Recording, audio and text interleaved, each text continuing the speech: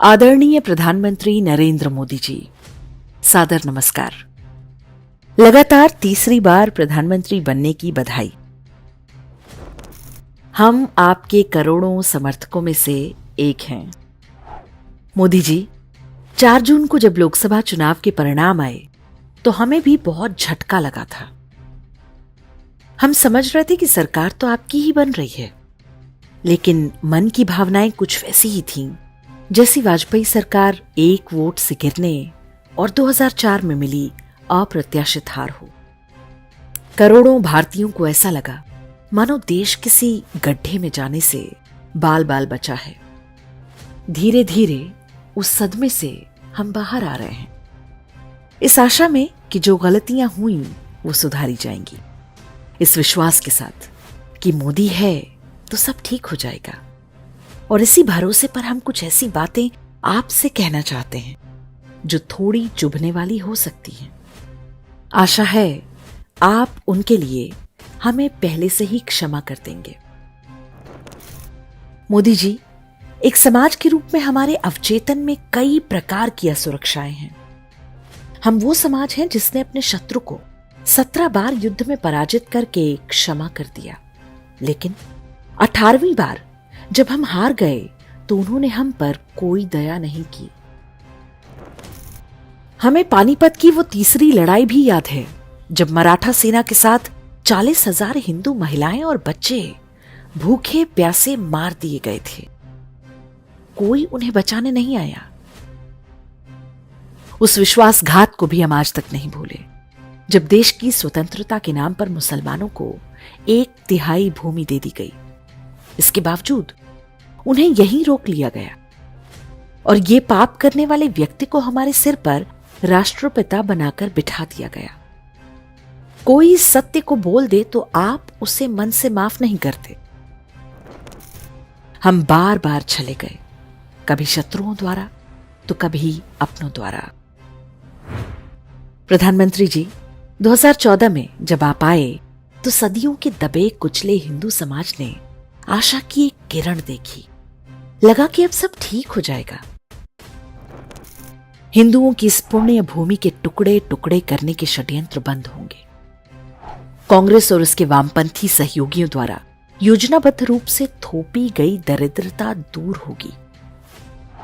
हिंदुओं से भेदभाव वाली व्यवस्था का अंत होगा। हमारी आस्था के केंद्र हमें वापस मिलेंगे। सिनेमा से लेकर साहित्य तक हमारे देवी देवताओं का अपमान अब समाप्त होगा। हमारी सभ्यता के हर उस मानबिंदु का सम्मान होगा जिसकी वो अधिकारी है। स्कूलों में हमारे बच्चों के मन मस्तिष्क में अपने ही धर्म और संस्कृति के विरुद्ध जहर बोने का खेल खत्म होगा। हिंदुओं को बांटने वाला वो हर प्रकल्प बंद होगा जिसे कांग्रेस ने बहुत सोच समझ कर खड़ा किया था। वो इकोसिस्टम भी समाप्त होगा जो सिनेमा, साहित्य और मीडिया से लेकर समाज के हर क्षेत्र में हिंदू विरोधी घृणा का पोषण करता है। आप आए तो बहुत कुछ हुआ भी।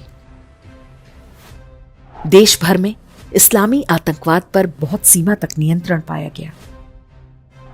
उत्तर पूर्व में ईसाई आतंकवाद पर भी थोड़ी बहुत नकेल कसी गई।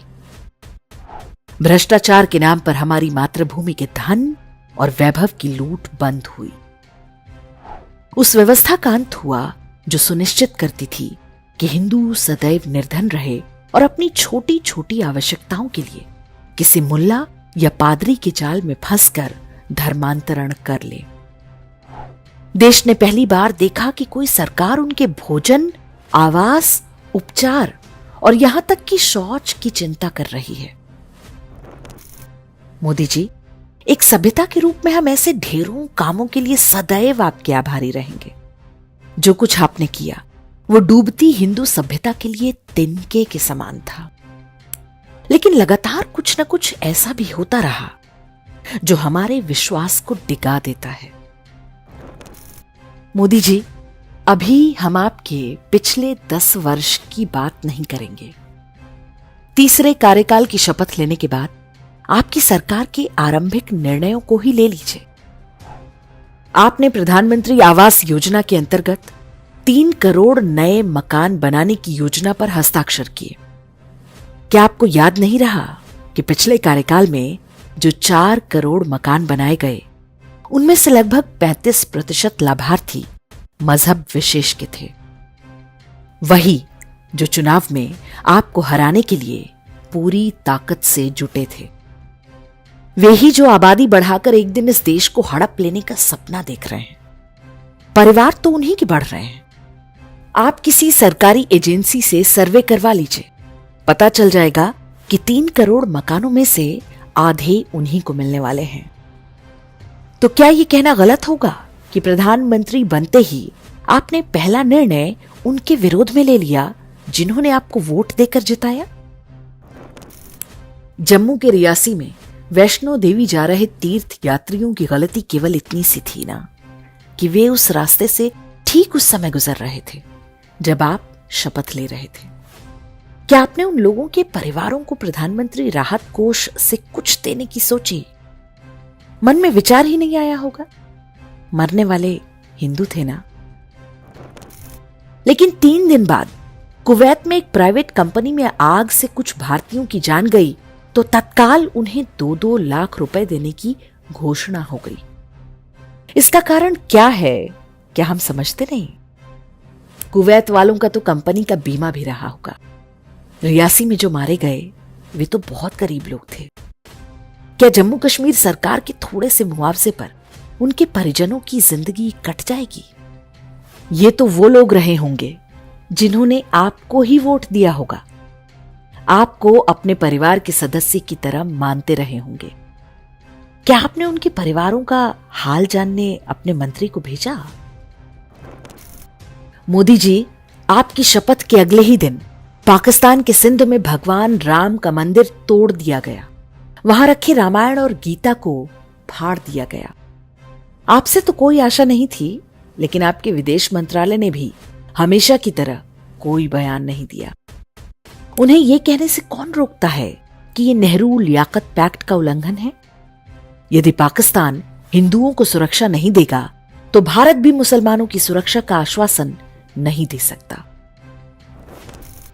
यही हमला किसी गुरुद्वारे पर होता तो क्या तब भी आप चुप रहते? तब तो आप अपने मंत्री को गुरु ग्रंथ साहिब सिर पर उठाकर लाने के लिए रवाना कर चुके होते।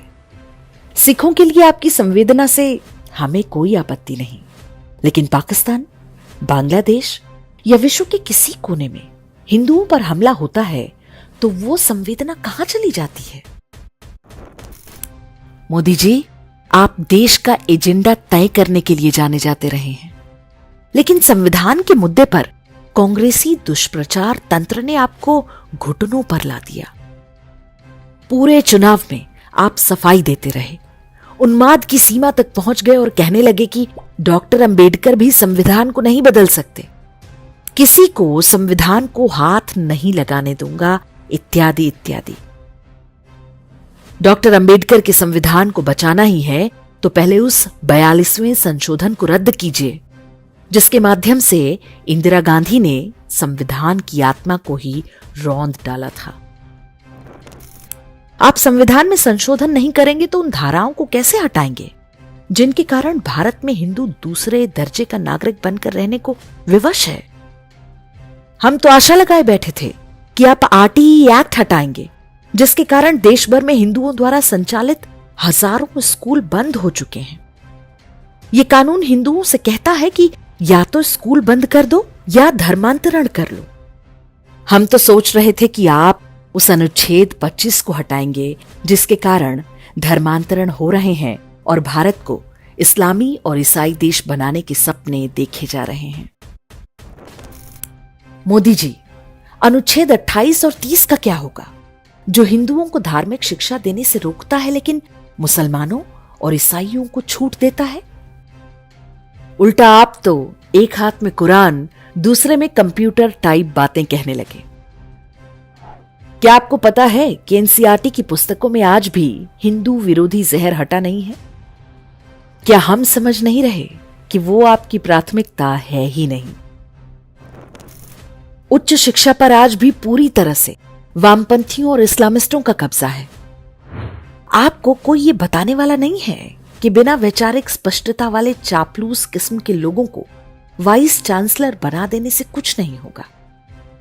जिसे आपने बीएचयू का वीसी बनाया था, वो कैंपस में इफ्तार पार्टी और ताजिए का जुलूस निकलवाने लगा। जिन अयोग्य लोगों को आपने देश के सबसे बड़े पत्रकारिता संस्थान का प्रमुख बनाया, वे अपने पूरे कार्यकाल में वामपंथियों के आगे दुम दबाए घूमते रहे। आपने ऐसा कोई तंत्र विकसित ही नहीं किया जो अच्छे लोगों की पहचान करके उस इकोसिस्टम का निर्माण करे जो आपके विरोधियों के हर झूठे नैरेटिव को पहले ही परास्त कर दे। स्कूली शिक्षा से लेकर उच्च शिक्षा तक के क्षेत्र में आपकी सरकार की असफलता एक सभ्यता के रूप में हमें बहुत महंगी पड़ने वाली है। संभवतः आपको कोई अंतर भी नहीं पड़ता, अन्यथा धर्मेंद्र प्रधान जैसे अकर्मण्य व्यक्ति को दोबारा शिक्षा मंत्री नहीं बनाते। प्रधानमंत्री जी, सबको आशा थी कि आप आएंगे तो देश के हजारों मंदिरों पर सरकारी कब्जे का कानून खत्म होगा। हिंदुओं से भेदभाव की इस छोटी सी व्यवस्था को आप बदल नहीं सके, शायद बदलना भी नहीं चाहते।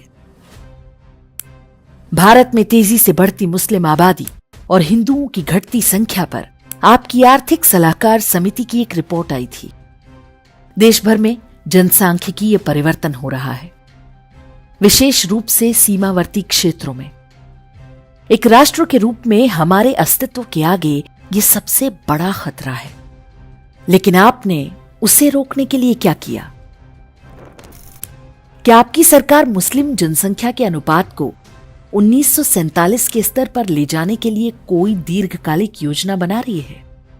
यदि नहीं, तो ये मानकर चलिए कि 2-3 दशक में ना तो आपकी पार्टी की राजनीति बचेगी, ना संविधान। हिंदुओं के साथ क्या होगा वो हम कश्मीर से लेकर केरल, बंगाल और उत्तर पूर्व में देख ही रहे हैं। डेमोग्राफिक चेंज रोकने के लिए कुछ करना तो दूर, आपकी सरकार सेना से लेकर यूपीएससी तक में मजहबी समुदाय की एंट्री सुनिश्चित करवा रही है। आप बड़े गर्व से कहते हैं कि सरकारी नौकरियों में मुसलमानों की भागीदारी बढ़ी है। क्या आपको पता नहीं है कि आप किस आग के साथ खेल रहे हैं? ये सब करने के बाद आप कैसे कल्पना कर लेते हैं कि चुनाव में हिंदू हिंदू करने से हिंदू आपको वोट दे देंगे? मोदी जी, मीडिया और एंटरटेनमेंट इंडस्ट्री को लेकर आपकी नीति तो समझ से परे है। गोदी मीडिया के नाम पर जो रंगे सियार आपने पाले हैं, उनकी सच्चाई शायद आपको भी पता ही होगी। आश्चर्य है कि सब कुछ जानकर भी चुनाव के दौरान आपने उन्हें 3 इंटरव्यू दे डाले। ये चैनल और अखबार आपको अपने मार्केटिंग इवेंट में बुलाकर स्पॉन्सरशिप से करोड़ों रुपए कमा रहे हैं और आप सोच रहे हैं कि वे आपकी प्रशंसा कर रहे हैं। ये आपका भ्रम है। लंबे लंबे भाषण, बेमतलब के इंटरव्यू और मीडिया के लिए अति उपलब्धता आपकी छवि को उल्टा नुकसान ही पहुंचा रही है। इस विषय में आपको महेंद्र सिंह धोनी से कुछ सीखना चाहिए। आपने कई अच्छे लोगों को पद्म पुरस्कार दिए, लेकिन एकता कपूर और करण जौहर जैसे लोगों को सम्मानित करके अपने सारे अच्छे कामों पर पानी फेर दिया।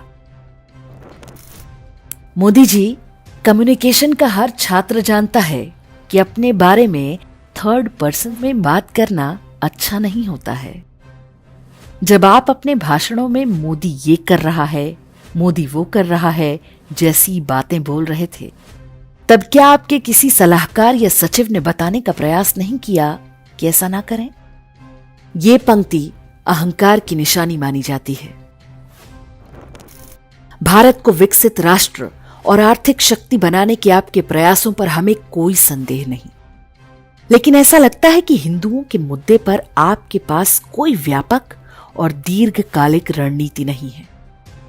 क्या आपने कल्पना की है कि 4 जून को आपकी कुछ और सीटें कम आई होती और सत्ता कांग्रेस के हाथ में चली गई होती तो क्या होता? जो खजाना आपने इतनी मेहनत से भरा है, वो सब कुछ देखते ही देखते लुट जाता।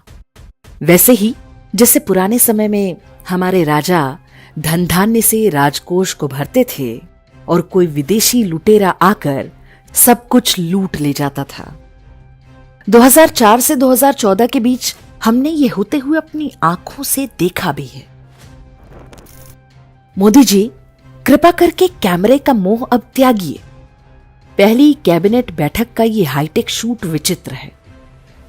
जिस कार्यालय में आप 10 साल से हैं, उसी में जाने पर रजनीकांत स्टाइल एंट्री हास्यास्पद है।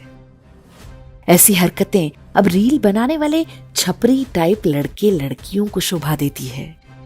इन सब से अब कोई इंप्रेस नहीं होता। हम समझते हैं कि एक सभ्यता के रूप में भारत युद्ध के बीच में है। आप हमारे सेनापति हैं। हमारे शत्रु हमें नष्ट करने की ताक में हैं। उनके मार्ग में आप सबसे बड़ा रोड़ा हैं। ऐसे में आपका भटकाव और शत्रुबोध की कमी खतरनाक हो सकती है। हिंदुओं के प्रति अपनी प्राथमिकताएं तय कीजिए और खुलकर खेलिए। करोड़ों लोग आपके साथ हैं। मोदी जी, इस पत्र में हमने जो कुछ भी कहा है, यदि वो अनुचित और अनर्गल प्रलाप है, तो हमारे जैसे समर्थकों को आश्वस्त करने के लिए आप क्या करेंगे? हमें आपसे कोई ठेका पट्टी या पद नहीं चाहिए। आप बस अपने कार्यों से हमारे आक्षेपों को गलत सिद्ध कर दें। हमसे अधिक प्रसन्न कोई नहीं होगा। हमें विश्वास है कि अगले 5 वर्ष में आप ये कर दिखाएंगे। ईश्वर आपको शक्ति दें। हर हर महादेव। जय श्री राम।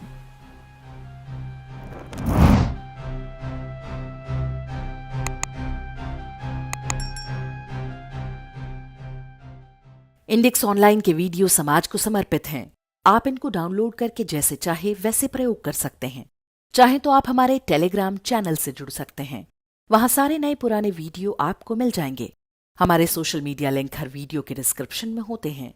हमारा एकमात्र उद्देश्य हिंदू समाज को जागृत और एकजुट करना है। इसमें सहभागी बने। धन्यवाद।